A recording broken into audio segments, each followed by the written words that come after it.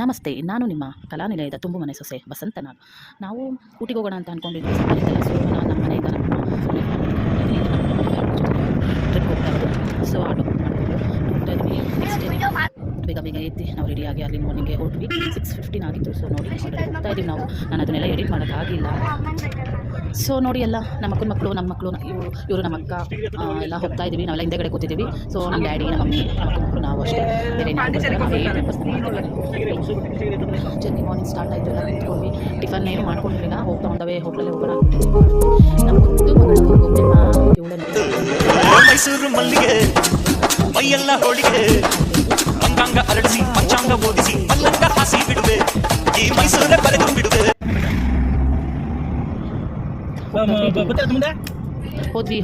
ಹೋಗ್ತಾ ಇಲ್ಲಿ ಬಂಡೀಪುರ ಬೆಳಗಿರಿ ರಂಗನ ದಾರಿ ಇತ್ತು.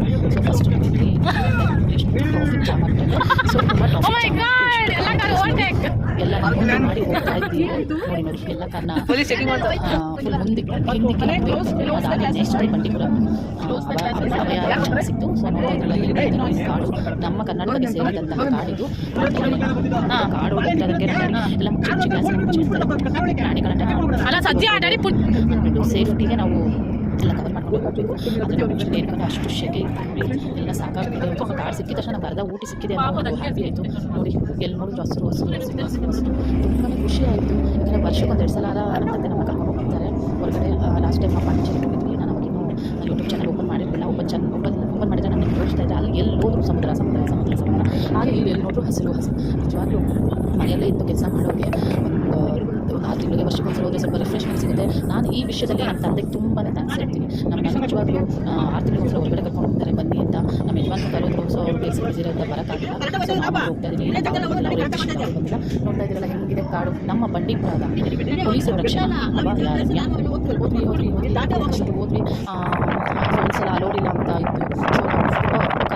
ಸೊ ಜಿಗೆ ಆನೆ ತುಂಬ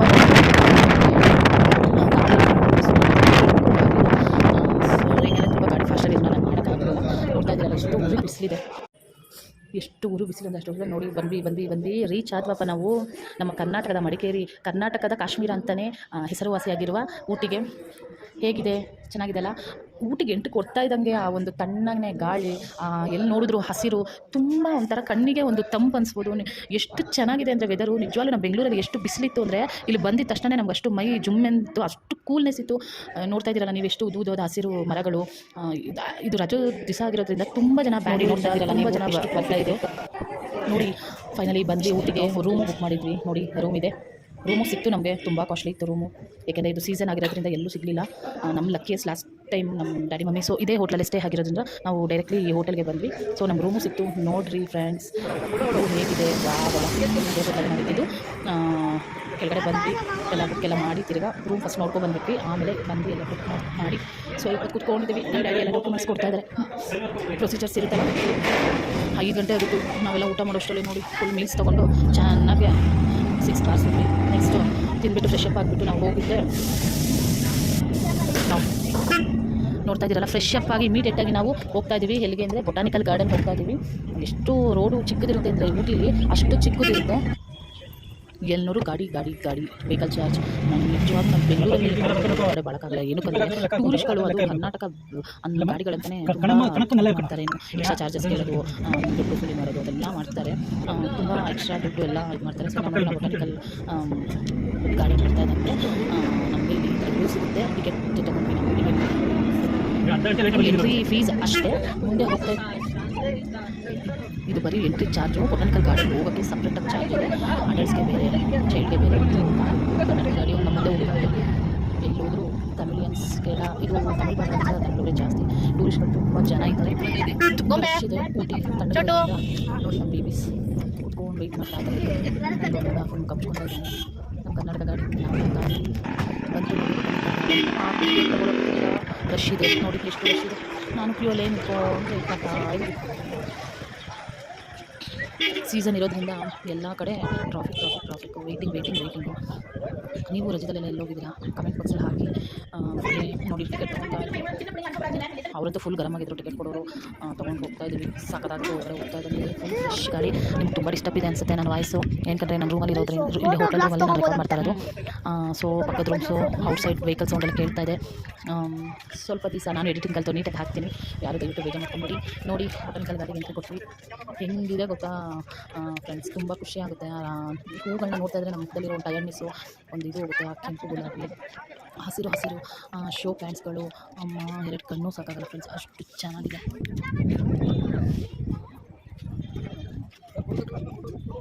ರೋಸಸ್ ಎಲ್ಲ ರೋಸಲ್ಲಿ ಒಂದೊಂದು ನಮ್ಗೆ ಗೊತ್ತಿರೋದೇ ಒಂದು 4 ಜಾತಿ ಗೊತ್ತಿರುತ್ತೆ ರೋಸಲ್ಲಿ. ಆದರೆ ರೋಸಲ್ಲಿ ಎಷ್ಟು ಜಾತಿ ಇದೆ ಅಂತ ಗೊತ್ತಾಗಬೇಕು ಅಂದರೆ ನಾವು ಈ ಥರ ಊಟಿಗೆ ಬರಬೇಕು. ಏನಕ್ಕೆ ಒಂದೊಂದು ರೋಸ್ಗೂ ಒಂದೊಂದು ಗಿಡಕ್ಕೂ ಒಂದೊಂದು ಹೆಸರಿಟ್ಟಿದ್ರು. ನಮಗೊಂದು ಶಾಕ್ ಆಯಿತು, ರೋಸಲ್ಲಿ ಇಷ್ಟು ಥರ ವೆರೈಟೀಸ್ ಇದೆಯಾ ಅಂತ. ತುಂಬಾ ಚೆನ್ನಾಗಿತ್ತು. ಸ್ಟಾರ್ಟಿಂಗ್ ಮಾತ್ರ ಇಷ್ಟು, ನೀವು ಇನ್ನೂ ಎಷ್ಟು ದೊಡ್ಡದಂದ್ರೆ ವ್ಯೂ ತುಂಬ ದೊಡ್ಡದು. ಮತ್ತು ಇಲ್ಲಿ ಥರ ಒಂದೇ ಸಮ ನೋಡಿ ಮನೆ ಒಂದು ಸ್ಟೆಪ್ ಬೈ ಸ್ಟೆಪ್ ಪ್ರತಿಯೊಂದು ಮನೆ ಒಂಥರ ಕಲರ್ಫುಲ್ ಕಾಣಲ್ಲ ಹೇಳಿ. ಆಲ್ಮೋಸ್ಟ್ ಎಲ್ಲ ಹಂಚು ಮನೆ ಜಾಸ್ತಿ. ನಾರ್ಮಲ್ ಆಗಿ ಒಂದು ಸಿಮೆಂಟ್ ಮನೆ ಮೇಲೂ ಕೂಡ ಅವರು ಒಂದು ಇದು ಹಾಕ್ಸೇ ಇರ್ತಾರೆ ಹಂಚನ. ಅದು ಬ್ಯೂಟಿ ಆಫ್ ಊಟಿ ಅನ್ಬೋದು. ಮತ್ತು ಊಟಿಯಲ್ಲಿ ಏನಂದರೆ ತುಂಬ ಕ್ಯಾರೆಟ್ ಬೆಳೀತಾರೆ, ರೆಡ್ ಕೋಸ್ ಬೆಳೀತಾರೆ. ನಿಜವಾಗಿ ಎಷ್ಟು ಚೆನ್ನಾಗಿರುತ್ತೆ ಅಂದರೆ ನಮ್ಮ ಕಡೆ ಇದ್ರ ಫ್ರೂಟ್ಸ್ ತಿನ್ನೋ ಹತ್ರ ಕ್ಯಾರೆಟ್ನ ತೊಗೊಂಡು ತಿನ್ಬೋದು, ಅಷ್ಟು ಆರೆಂಜ್ ಕಾಣ್ತಾ ಇರುತ್ತೆ. ಮತ್ತು ಎಲ್ಲಿ ನೋಡ್ರಿ ಟೀ ತೋಟ ಅಷ್ಟು ಚೆನ್ನಾಗಿರುತ್ತೆ. ಒಂದು ಆ ಸಂದಿಗೊಂದು ರೋಡು ಒಂಥರ ನಿಜವಾಗ್ಲೂ ಯಾವುದೋ ಒಂದು ಲೋಕಕ್ಕೆ ಬಂದಿರೋ ಥರ. ಯಾರೋ ದೊಡ್ಡವರು ಹೇಳಿದ್ದಾರೆ ಕರ್ನಾಟಕದ ಕಾಶ್ಮೀರ ಅಂತ, ಅದು ನಿಜ ಆಗುತ್ತೆ. ನಮ್ಮ ಉರಿ ಬಿಸಿಲಿನಲ್ಲಿ ಬೆಂದು ನಾವು ಬೆಂಗಳೂರಲ್ಲಿ ಇಲ್ಲಿ ಬಂದು ತಂಡ ಕೂಲ್ ಆಗ್ತಾ ಇದೆ. ಇವಾಗಲೂ ಕೂಡ ಎಷ್ಟು ಮಳೆ ಬರೋ ಥರ ಇದೆ, ಇದ್ರ ಹಂಗಿದೆ ವೆದರು, ಸಕ್ಕತ್ತಾಗಿದೆ. ಓಡ್ ಬನ್ನಿ ನೀವು ಊಟಿಗೆ, ನೋಡಿ ಹೇಗಿದೆ.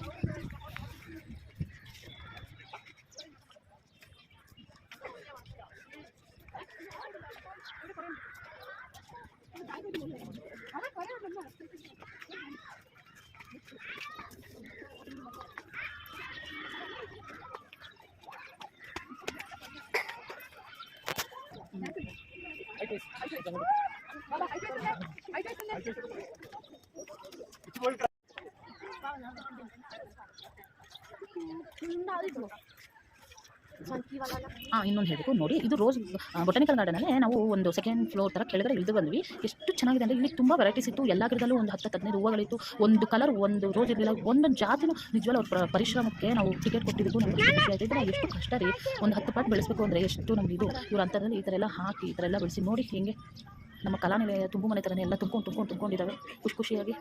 ನಿಜವಾಗಿ ನೋಡ್ತಾ ಇದ್ದರೆ ಕಿತ್ಕೊಂಡು ಮುಟ್ಕೊಬಿಡೋಣ ಅನಿಸ್ತಾ ಇತ್ತು, ಅಷ್ಟು ಚೆನ್ನಾಗಿತ್ತು. ಅದ್ರ ಜೊತೆಗೆ ಸುಂದರವಾದ ಹುಡುಗಿರು ಕೂಡ ಬಂದಿದ್ದರು ಊಟಿಗೆ. ತುಂಬ ನೋಡಿ ಎಷ್ಟು ಥರ ರೋಸ್ ಇದೆ. ನಾನು ಪ್ರತಿಯೊಂದು ಕ್ಯಾಪ್ಚರ್ ಮಾಡಿ ನಿಮಗೆ ತೋರ್ಸೋಕ್ಕಾಗ್ತಾಯಿಲ್ಲ, ಎಷ್ಟು ಸಾಧ್ಯನೋ ನನ್ನ ಕೈಲಿ ಅಷ್ಟು ಹತ್ತಿರದಿಂದ ಝೂಮ್ ಮಾಡಿ ತೋರಿಸ್ತಾ ಇದ್ದೀನಿ. ನೋಡ್ತಾ ಇದ್ರಲ್ಲ ಮನೆಗಳು ಎಷ್ಟು ಚೆಂದ ಕಾಣಿಸ್ತಾ ಇದೆ ಅಲ್ವಾ. Super Ooty, super.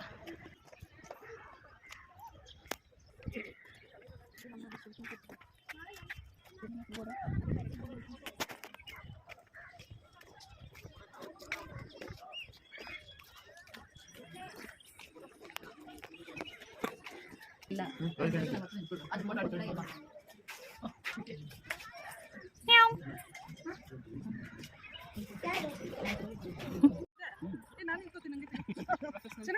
ನಾನು ಅಮ್ಮ ನಿಂತ್ಕೊಳ್ತಾವಳ ಹಂಗೆ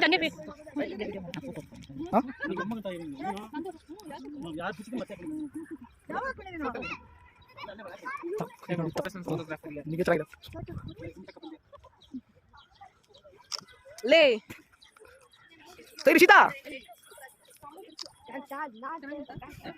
ಕೊಂಡು ಬಂದ್ವಿ ಫೈನಲ್ ಆಗಿ. ನೋಡಿ ಮಕ್ಕಳೆಲ್ಲ ಟೈರ್ಡಾಗಿ ಹೆಂಗೆ ಬಿತ್ಕೊಂಡವೆ ಒಂದೊಂದು ಕಡೆ ಸಾಕಾಗಿ ಪಾಪ ಸುಸ್ತಾಗಿದ್ವು. ಅವರು ಕೂಡ ಫುಲ್ಲು ಸುಸ್ತಾಗಿ ಎಲ್ಲ ಮನ್ಕೊಂಡಿದ್ದಾರೆ. ಬಾಯ್, ಥ್ಯಾಂಕ್ ಯು. ಇಷ್ಟ ಆದರೆ ಲೈಕ್ ಮಾಡಿ.